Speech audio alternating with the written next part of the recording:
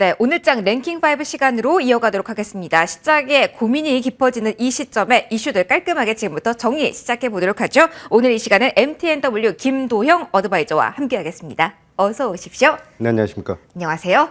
다행히 그래도 낙폭을 줄여가는 구간이라 하지만 돌다리도 두들겨가면서 가야 되기에 5개 이슈 꼼꼼하게 점검을 해드리도록 하겠습니다. 첫 번째는 연중 오전에 최저점으로 추락하기도 했던 지수에 대한 이야기를 해보도록 하겠습니다. 오후장에 그나마 올라오고는 있거든요. 낙폭이 많이 줄어드는 가운데 나스닥 쪽에서의 뚜렷한 상승 흐름도 동시에 포착이 되고 있습니다. 그러면 궁금한 게 앞선 하락도 있지 않습니까? 그리고 연중 저점 부근이기 때문에 오후장 분위기 보고 좀 의사결정 해보겠다 하시는 분들 많으셨을 것 같은데 조금 적극적으로 나서도 되는 구간인지 아니면 지금도 무대응이 최선일지 지금 자리 대응법 중심으로 좀 상황 살펴주실까요? 지금 시장에서는 사실 오전에 이제 반대매매 물량이라든지 물량 해소하는 그런 구간이 나타났던 그런 시장이었습니다. 오후장 들어오면서 이제 오전장 후반 부분에 기관과 외인에 대한 매수세가 이제 소폭 나타나기 시작하는 섹터들이 보여졌죠. 시장 전체적으로 대형주 위주로에 대한 수급적인 요인은 긍정적인 시그널을 보여주고 있고 전체적인 시장에서는 오늘 이제 장 초반 완전히 그 시작점에서는 너무 극단적인 모습을 보여줬다라고 판단하고 있습니다. 나스닥 시장에 대한 급락이 이제 그 CPI 발표라든지 이런 걸 앞두고 가장 최악의 상황을 상정시키면서 시장에서 반응을 보였던 한마디로 최악의 상황은 이제 지나가고 있는 시점이다라고 생각하고 있고요. 신정부 출범이 오늘 11시에 진행이 됐잖아요. 이후부터 시장에 대한 회복은 상당히 빠르게 올라오고 있다는 것이 반증의 포인트가 되지 않을까 이렇게 판단하고 있습니다.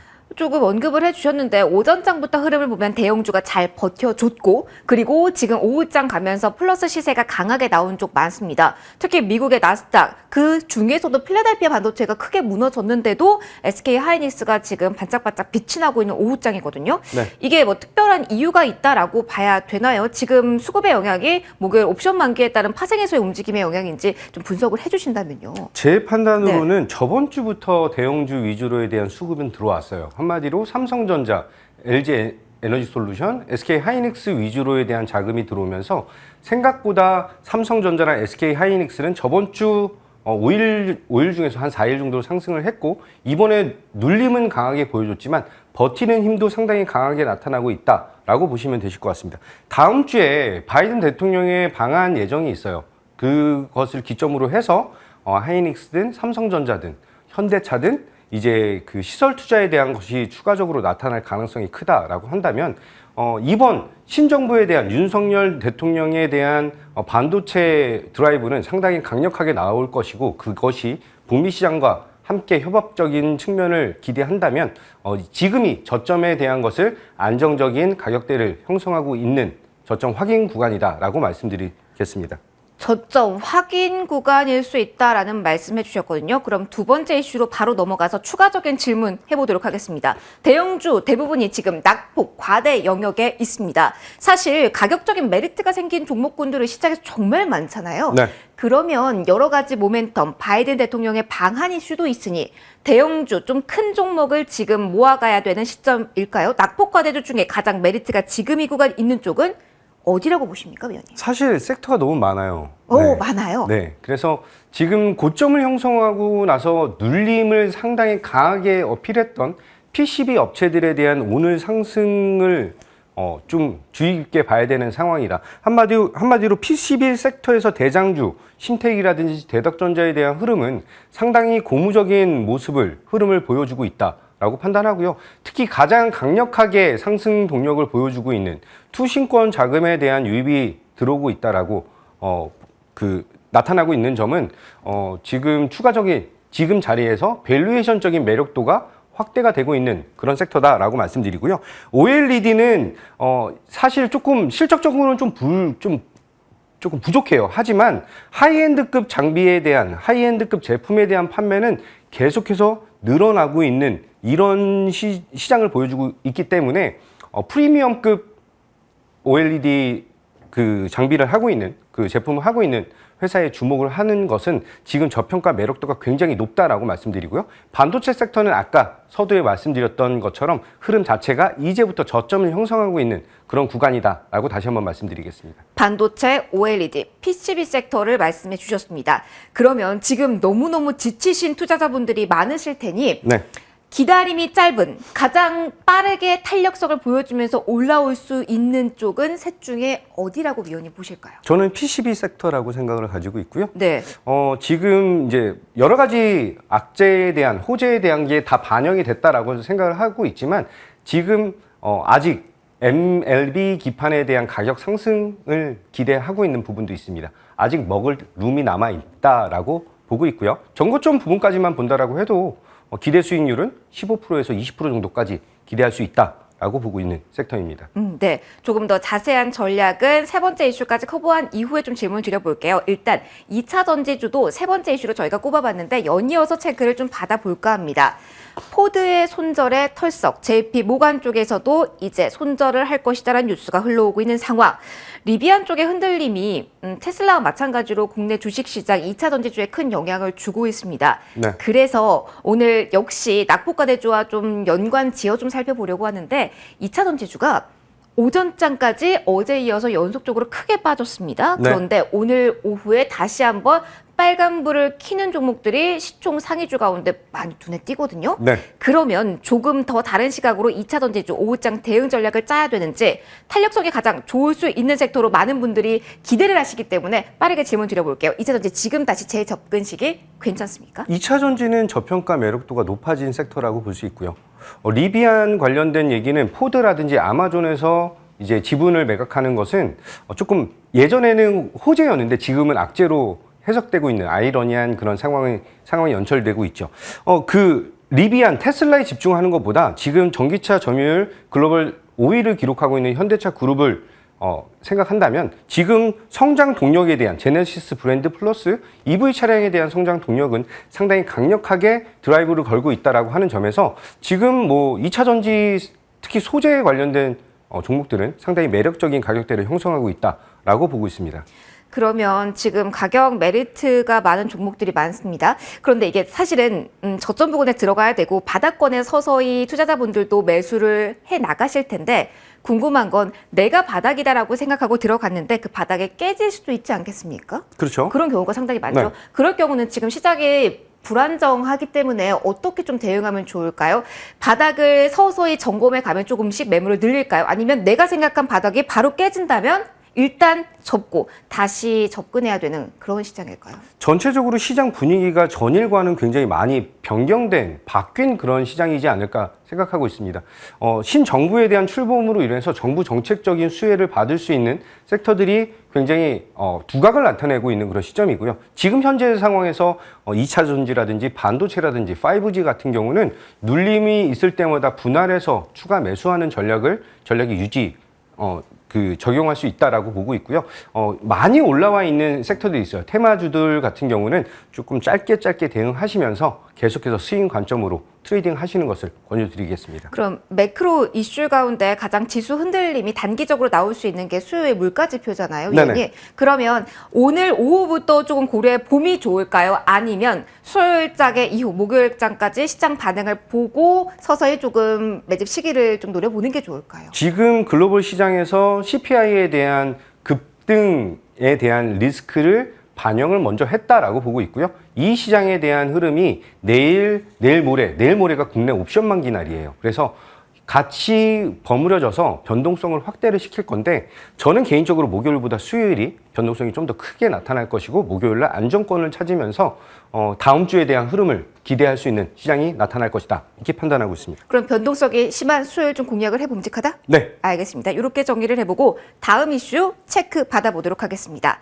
실적에 대한 이야기를 하고 가야 될 것 같습니다. 시장이 불안정할 땐 비빌 언덕을 우리가 찾잖아요. 네. 요즘 같은 경우는 뭐 테마가 강한 원자재 쪽을 보기도 했고 그리고 실적에 무게를 둔 적도 있었습니다. 오늘은 조금 분위기가 좀 어수선하다 보니 이 질문을 꼭 드리고 싶습니다. 오늘 저희가 사실 실적주로 꼽은 건 원자재 관련 이슈와 함께 실적이 같이 동반돼서 움직이는 CJ제일제당이었거든요. 네네. 지금 이렇게 강하게 움직이는 종목 가운데 원자재와 실적이 맞물리고 있다면 어느 쪽의 이슈가 조금 더 크게 반영되고 있다라고 해석을 해야 할까요? 향후 실적에 대한 것을 어필을 하고 있다라고 볼 수가 있고요. 제가 다른 프로에서도 말씀드렸다시피 현재 원자재 가격에 대한 상승을 판가로 전가할 수 있는 B2C 기업에 집중을 해야 된다, 주목을 해야 된다라고 여러 번 강조를 드렸던 그런 부분들이죠. CJ제일제당에 대해서 원가 상승은 이제 판가 인상으로 인해서 전가를 시킬 수 있는데 1분기, 2분기에는 조금 부족해요.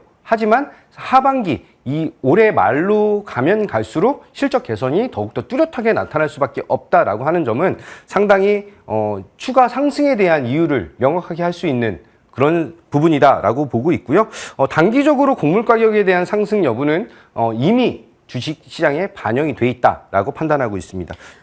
그러면 CJ제일제당의 실적 나온 이후에 지금 시장에서 가장 주목해 볼 만한 방어주다라는 평가도 있던데 너무 이거는 많이 간 걸까요? 아니요, 그 CJ제일제당은 지금 뭐 가격적인 메리트가 있고요. 향후 성장 동력이 있는데 조금 더 높은 수익을 조금 기대하거나 조금 다이내믹한 움직임을 좀 생각하신다면은 저는 BGF 리테일 같은 경우를 좀 생각을 하고 있어요. 역시 실적을 발표한 기업이고 실적이 좋았습니다. 편의점 이 가운데서는 가장 돋보이는 실적이라고 할 수가 있겠는데 편의점주는 전반적인 이 리오프닝 섹터 내에서 아직까지 많이 덜 올랐다 이렇게 판단을 하시는 걸까요? 아직 먹을 룸이 남아 있다라고 표현할 수 있을 것 같고요. 여전히 매력적인 그리고 실적적인 그리고 리오프닝 수혜를 받을 수 있는 성장이 가능하다라고 보고 있고요. 주류 판매라든지 전반적인 이제 매출에 대한 호조세가 지속적으로 나타나고 있다라고 하는 것은 굉장히 고무적인 상황이다라고 말씀드리겠습니다. 실적이 수반됐지만 아직 덜 올라서 가격적인 메리트로 조금 더 올라갈 수 있는 종목을 공략해보자라는 접근 팁까지 주셨습니다. 마지막 이슈로 넘어갈게요. 오늘 취임식 당일입니다. 공식 신정부가 출범하면서 오늘 단기적으로 올랐던 정책주의 오후 대응을 질문드리려고 합니다. 뭐 원전, 대표적으로 방산주를 제가 오늘 하루 종일 계속 봤는데 부진하더라고요. 네. 인물주만 움직이고요. 그런데 이게 단기적으로 쉬어가는 걸지 아니면 추세 전환이 되는 그 시점일지 궁금합니다. 오후장 판단 어떻게 해야 됩니까, 정책주들? 오늘 윤석열 대통령의 연설문을 들어보면 과학기술 개발에 대한 의미에 굉장히 큰 무게를 두고 있는 그런 연설문이었지 않을까라고 보고 있습니다. 한마디로 원전에 대한 성장 동력은 아직 남아 있고 원전에서는 기존의 이제 작은 2차 벤더, 3차 벤더 회사들이 움직였다라고 한다면 이제부터는 1차 벤더 회사들에 대한 움직임, 한마디로 한전, KPS, 한전기술, 한전산업 그리고 뭐 두산중공업 같은 종목들이 움직일 가능성이 굉장히 커졌고요. 지금 원전보다 조금 더 선우선시되고 있는 것은 반도체 섹터라든지 5G, 6G 기술에 대한 과학기술에 대한 어필을 굉장히 많이 했다라고 보고 있습니다. 따라서 네네네. 저는 그러면은 두산 에너빌리티를 아까 말씀 주신 것 같은데 네. 5G와 함께 두산 에너빌리티와 같은 종목들을 말씀해 주신 건 역시 가격 메리트가 관건이라는 지금 입장이실까요? 그렇죠. 지금 아직 그 중소형주 대비해서는 오르지 못한 폭이 있고 그동안의 조정에 대한 폭이 컸기 때문에 밸류에이션적인 매력도가 높아졌다. 그리고 가격 메리트가 있기 때문에 지금 현재 부담스럽지 않은 가격대에 매수를 할 수 있는 그런 절호의 기회다라고 말씀드릴 수 있죠. 네. 그러면 방산주와 같은 경우는 조금 더 안정적인 실적까지 수반이 되지 않습니까? 네. 이것 역시 조금 대형주가 조금 더 룸이 있다고 보시는지 조금 또 가격 메리트와는 좀 번외의 종목들이라서요. 방산주 같은 경우는 한국항공우주, LIG 넥스원 같은 경우들은 방산보다는 향후 우주항공 개발에 대한 성장성을 지금 현재 밸류에 포함시켜서 계산한 것이 아닌가 판단하고 있고요. 지금 윤석열 대통령 이제 신정부에서는 대북 관련된 이슈라든지 이제 글로벌 러시아 리스크에 대한 부분들이 지금 현재 이전 스탠스랑은 좀 다른 모습을 좀 보여주지 않을까 판단하고 있습니다. 하지만 그런 정책, 그 지정학적 리스크보다는 우주항공에 대한 기술 협약이라든지 성장성에 대한 것을 계산을 해서 밸류 계산을 하시고 이제 목표 가격을 산정하시는 게 더 큰 도움이 되지 않을까라고 생각하고 있습니다. 단기적으로 중소형은요, 어떻게 할까요? 오늘 만약에 목표가 도달 수익권이시라면 좀 덜어 갈까요? 저는 방산주 지금 현재 중소형주들은 이제 비중 축소 의견을 좀 드리고 싶은 종목들입니다. 알겠습니다. 네. 종목별로 조금 선별적인 대응을 해야 되는 오늘 오후장 다 자리라는 점도 말씀을 해주셨습니다. 5가지 오늘 쭉 둘러봤습니다. 이 중에서 좀 원픽 들어보고 추가적인 코멘트 들어볼 텐데요. 위원님, 오늘 선정한 원픽 지금 바로 공개해 주실까요? 아까 말씀드렸다시피 PCB 섹터에서 가장 강한 상승력을 보여주고 있는 대장이라고 할 수 있는 심텍이라고 하는 종목 말씀드리겠습니다. 심텍 하면은 사실은 많이 고려하셨을 것 같습니다. 네. 지금 만약에 진입을 한다면 가장 키포인트는 어디에 둬야 됩니까? 5만 원에 대한 안착 여부가 나타나느냐 나타나지 않느냐 이 부분도 중요하지만 중요한 거는 메모리 기판에 대한 그 이제 고점 메리트가 끝났다라고 얘기를 하고 있는데 전반적으로 2년에서 3년 정도에 대한 추가 호황기 그리고 MLB 기판에 대한 가격 상승까지 기대할 수 있는 아직 먹을 떡이 남아 있는 그리고 보수적인 관점에서 전 고점까지만 보자라고 한다면 수익률적으로 15% 정도에 대한 수익을 기대할 수 있지 않을까 이렇게 판단하고 있습니다. 15%면 지금 자리에 정말 어마어마한 수익률을 기대하시는 건데 그럼 지금 자리 매수도 가능한지 목표 라인 정확히 설정해 주신다면요? 49,000원을 생각했는데요. 네. 오기 전에 올랐더라고요. 맞아요. 지금 많이 49,900원이에요. 올랐어요. 네. 아까 말씀드렸다시피 5만 원에 대한 지지 여부를 확인한다라고 말씀드렸는데 5만 원 매수가 말씀드리고요. 목표 가격 1차 목표 가격 55,000원, 손절 가격 44,000원 안내 드리도록 하겠습니다. 네, 심텍 원픽으로 추가적인 코멘트 들어봤습니다. 지금까지 MTNW 김도영 어드바이저와 지금 이 시간 함께 꾸려봤습니다. 오늘도 소중한 말씀 고맙습니다. 감사합니다.